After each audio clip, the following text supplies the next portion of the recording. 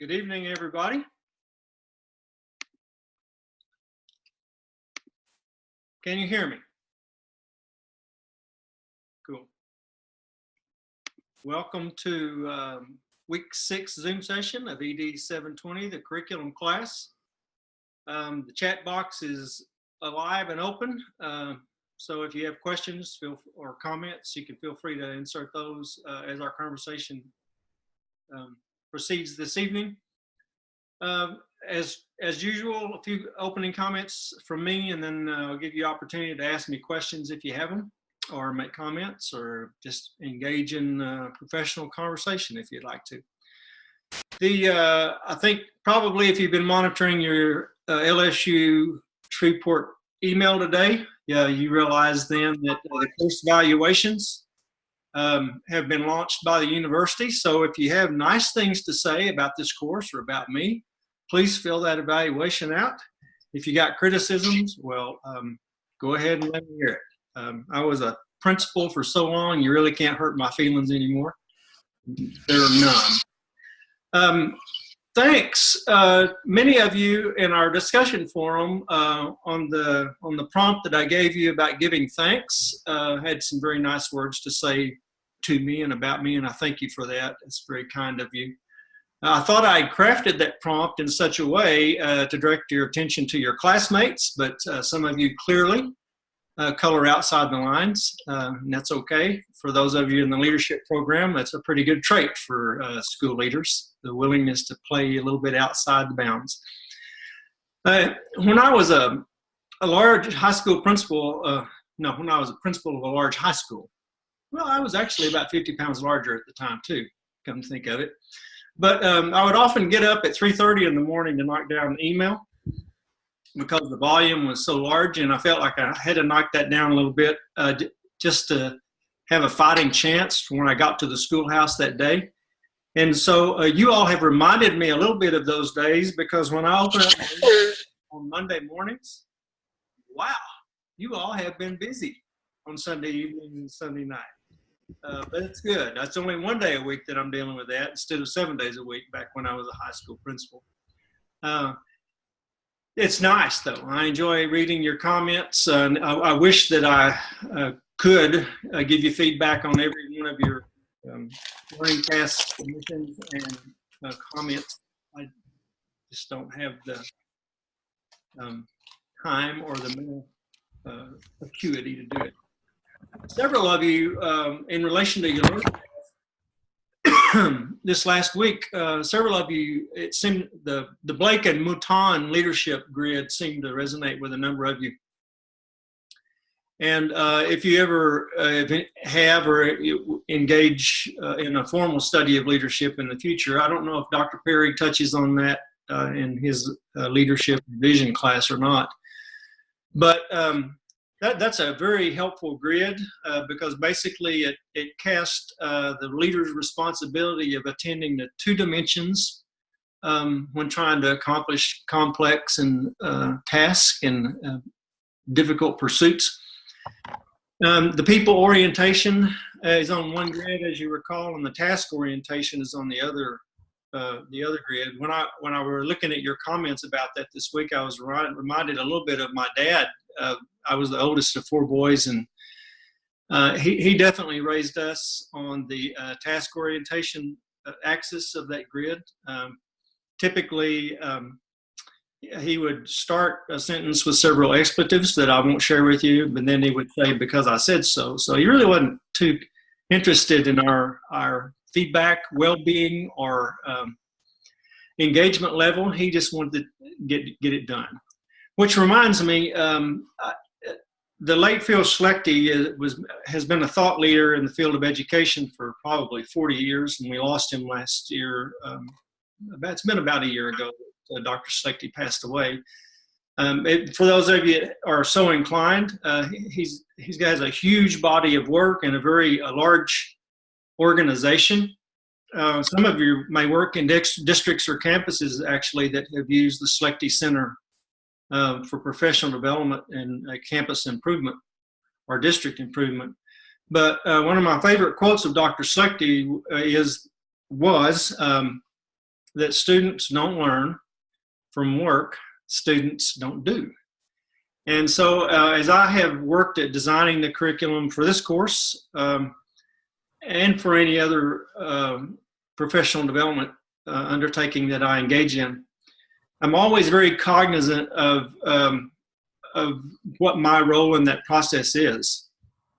Now, there was a time that I like to think that I was smarter than I am, and that everybody should just sit and listen to me and bask in the glow of my wisdom. But I'm well past that now, and I have a much better understanding, thanks to Dr. Slechty and others like him, Marzano and Dufour and others, have helped me understand that the real task of the teacher is to design engaging learning tasks, things that are relevant and meaningful to the students, but just as importantly, things that the students have to put their own hands on, their own minds on, their own eyes on, not just their ears. And so as I work on trying to improve this course and engage with you all, I'm very cognizant of the fact that I know grad school is a load. I've been there, done that. As I mentioned to one of you in an email this week, I remember well driving 100 miles and sitting in the 3-hour grad classes on Wednesday nights and leaving Lubbock, Texas at 10 p.m. and getting home about midnight. I fell asleep a couple of times in that process, but fortunately out in West Texas, there's really not much to run over. You just kind of run off in the bar ditch and the sand slows you down. Let me switch gears a little bit, though. Don't even know why I got off on that. Several of the things that I've pitched at you, I guess maybe that was a nice segue. Several of the things that I've pitched at you over the last few weeks, very intentionally trying to bump your brain into thinking about the curriculum in particular and schooling in general, and maybe in ways that you hadn't before. And so you've seen some innovative things, and unfortunately, because of a 7-week term and the limitations of our time, I could throw some more stuff at you, and if you take other courses from me, you're probably going to get exposed to them. But there are a lot of people around this planet, I think you've learned, that are very intensely interested in trying to improve the learning experience and the learning journey for their students and for themselves. And they're taking some very innovative approaches to it. And I invite you to think about, and I mentioned earlier that about half of my career was as a high school principal. And I became acutely aware, especially when I was working in the large urban suburban areas, of how important it was to be the school of choice. What was the magnet that draws families and students to want to be in your school as opposed to someone else's? And it really doesn't matter. I work in public schools, but it doesn't really matter if you work in a public school, a private school, a charter school. And some of you maybe even have some exposure to the homeschool environment, which is more and more a network, and not really people operating on an island like it used to be. But my point is this: as you think about curriculum, and I know I've been dragging you through a lot of, not only through different perspectives of curriculum, but I've also been exposing you to a lot of different samples and examples of curriculum. Quite a few of you have made comments in your submissions and your learn task submissions about having an affinity for those states or those districts that seem to put the curriculum together in a very user-friendly way, very clearly, articulate the goals and the intended outcomes very clearly, provide nice resources, easy to manipulate resources. And so I invite you to think about this. Whatever kind of school you work in now or you intend to work in, you want it to be the school of choice. And a real magnet, as Dr. Margaret Wheatley calls them strange attractors. She takes that from the skill of from the area of theoretical physics. But you want to be a strange attractor. You want to be that thing that pulls families and students toward your school, toward your learning community, toward your environment, or even if you want to shrink it down to a particular campus. I mean, you want parents clamoring to put their child in your class. You want older students to be clamoring to take your courses. And it's not just purely a narcissistic endeavor. It's about creating, and I'm cutting back to some of the things that we've learned in the resources that I've given you. At the end of the day, the most important thing is the outcome, the learning outcome, and what is directly the direct driver of that learning outcome is the level of student engagement and the quality of the learning experience for the student. And so you and I both are engaged in that kind of work every day. And from your comments and your learning task and also in your discussion forums, I can see that some of you have been engaging in a fairly reflective process this term, rethinking about the way you deploy the learning environment and the learning strategies in your classrooms. Yahoo, that's what we're here about. We're winding down, as you know. We're about halfway through week 6, and then next week is week 7. The week 7 module, I intend to open that up for you all tomorrow and give you a little more than a week to deal with that, and not just trying to increase your workload for this Sunday, but I think most of you are aware. If you're not, you're going to be aware now, and you'll also be aware when you open the week 7 module. LSU puts me on a very tight deadline as far as getting grades submitted. So I'll have to submit grades on that Monday morning following the end of the course. So the deadline for your learning task and submissions is going to be Saturday evening instead of Sunday evening for week 7. Several of you have some delinquent assignments, and I'm typically not too hard-nosed on that. If you've given me reasonable excuse for the need for an extension or for the delay. We've had students in our class just this term that have dealt with a tornado. We got one student that's right in the middle of the huge fires out in California. We have one student that had to relocate from one United States Army installation to another right in the middle of the course. So there's a lot of good reasons for you to ask extensions and for your assignment submissions to be delayed. I get that.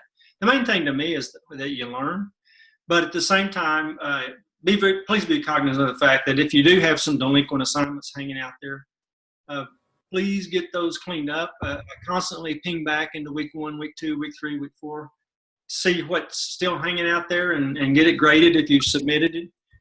But come next, a week from Sunday, I have to start giving grades to what's there, and I really can't give grades for things that aren't. So please get those in for me. I think you know this, you may or may not know this. This is week 6 Zoom session. There will not be a week 7 Zoom session. Week 7, as I've told you before, and as the syllabus indicates, structurally, it will be a clone of all the other 6 weeks. The same number of learning tasks, the same order, the same kind of deployments, the same sort of requirements on your part, with the addition of the final exam, which should not be a surprise to you at this point.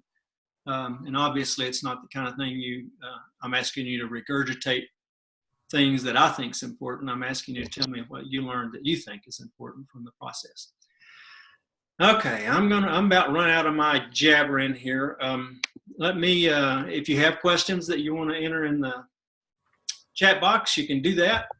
Or if you want to hit the audio and ask me the questions directly, you can do that. I have learned, and I guess maybe I owe you all an apology. I'm not sure. I'm thinking about that. The more I have conversations with the other professors at LSU, it seems that most of them use this Zoom or at least my impression is that most of them that use this Zoom session environment for them to teach you stuff. I haven't been using it that way. I've been using it mostly as a conversation starter and for your opportunity to ask me questions or just admire my hairdo. But in any event, you know, I'm going to rethink that between terms and see if I should maybe use this app in a direct teach way. I don't know. I'm not particularly comfortable with that idea, but it seems to be standard operating procedure, so I'm going to think about it. And if you all have ideas and thoughts on that regard, I certainly will. Thought. Hi, so on week 7, we will have our weekly assignments in addition to final exam. Yes, Shalonda, that's the plan.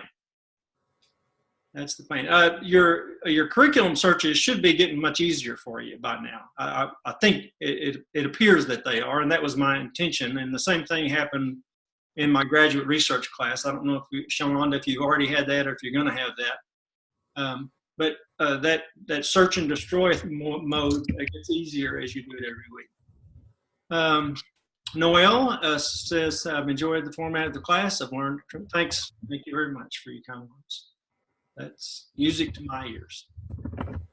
Anybody got questions for me about the content, about curriculum, about problems of practice, about raising cows? Or I spent about half of my day working on water wells today. I can talk to you about that too if you'd like.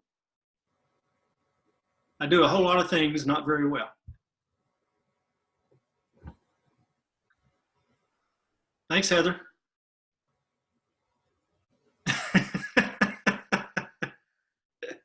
Oh, buddy. I have sat in some graduate classes that put me to sleep. I can promise you.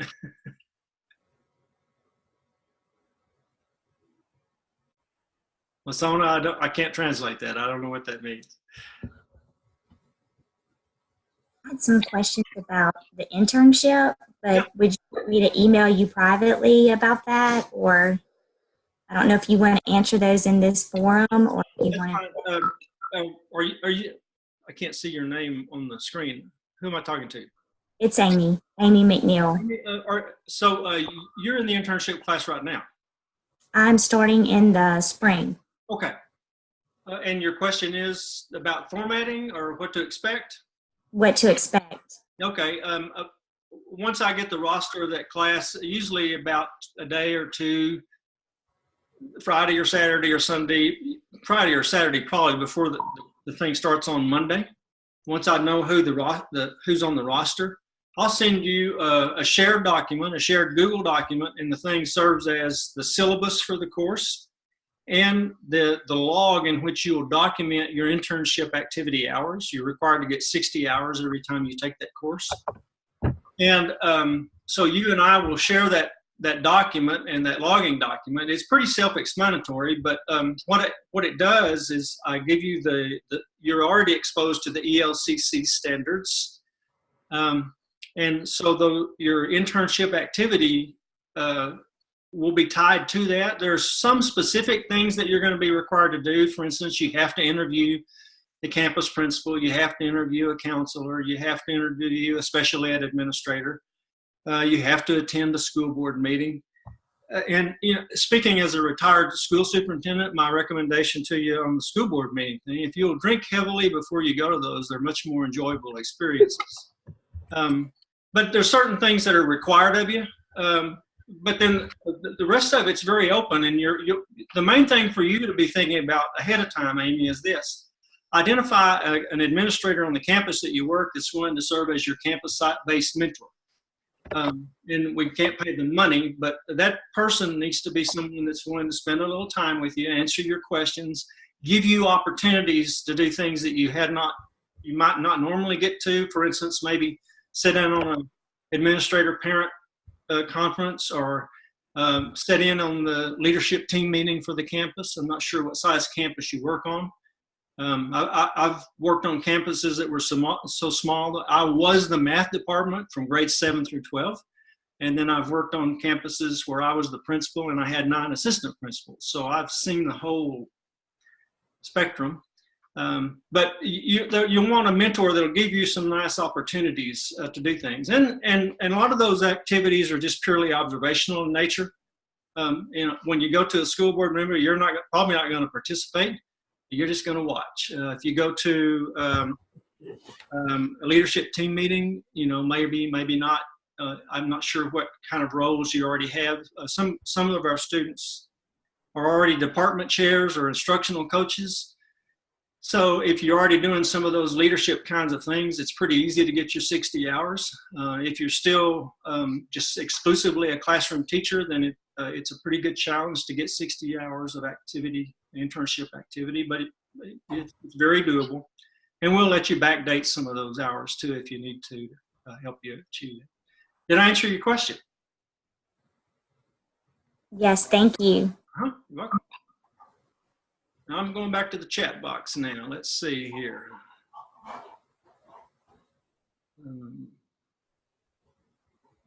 Thanks for that input, Jennifer.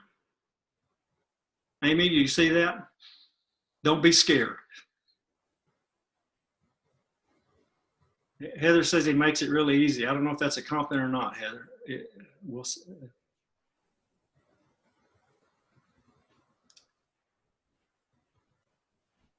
Randy, for EDL 715, we no longer have EDL 715. It's all of those courses are EDLs 716 now, and each one of those courses is 1 hour. If you join the MEDL program in this last September, then you have to take that course 4 times. For those of you that were already in the program prior to September, then you only have to take that course 3 times. Randy, you said that Tracy had you register for 715. I had a conversation. I saw that 715 in my course queue, I guess 3 days ago, and I emailed Dr. Perry and I said, because in all the documents that I've seen and all the programming information that he had given me, EDL 715 was never in any of those things. So I asked him about that, and actually he emailed me back yesterday, and he said that they're gonna take that 715 out of the program. All those courses are going to be 716. So that's all I know to tell you. Other questions if you got them? Hey, Doc, I have a question. I kind of ran into some issues with some of the things for EDL 716. I was talking with Ms. I earlier today, and we no longer have faculty meetings. We're like under reconstruction or whatever. We do have like weekly team meetings, so I ran into a problem with that. And also, we have not constructed a campus improvement plan because of the reconstruction of the schools that was done in Natchitoches Parish. So I don't know what you want me to do about that, the things that I can't do. Is the on the reconstruction of the school, is that because of low performance? Is that because of a natural disaster? No, it's because of low performance. We had a couple of schools in like the rural areas that they brought in, and they just combined them together to the city schools, but it was definitely because of low performance. Okay, sort of a consolidation effort? Yes. Okay.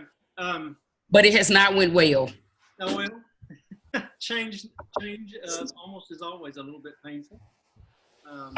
So to answer your question, the meetings that you reference, they're not, even though they're not formalized faculty meetings, if they're meetings that are designed to have discussions about and make plans for the future of the school, then it is in effect a faculty meeting or a decision-making meeting. So yeah, you can count that as a faculty meeting. It's even better if they'll give you a role in the leadership activity in those things. You asked me another question though in that process. What was it? Something beyond the faculty.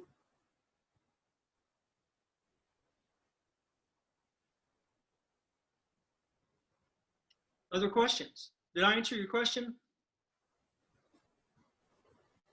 I can barely see you. It's been a long day. I'm in the dark. Oh, okay. About half of my life has been spent in the dark. I'm still trying to find the light. Other questions, if you got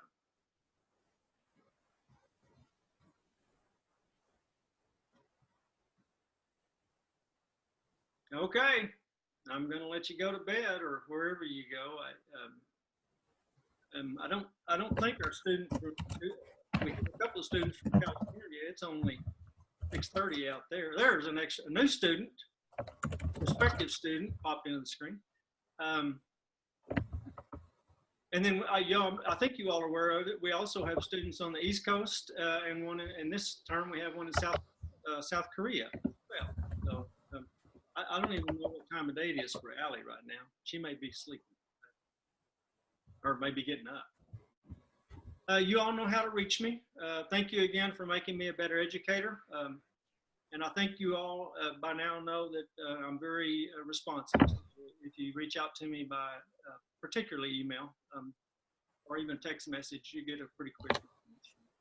If I'm milking the cow, I can't stop what I'm doing, but I'll get back to you quickly. All righty? Have a good day. Man, crazy. A hillbilly. Say again?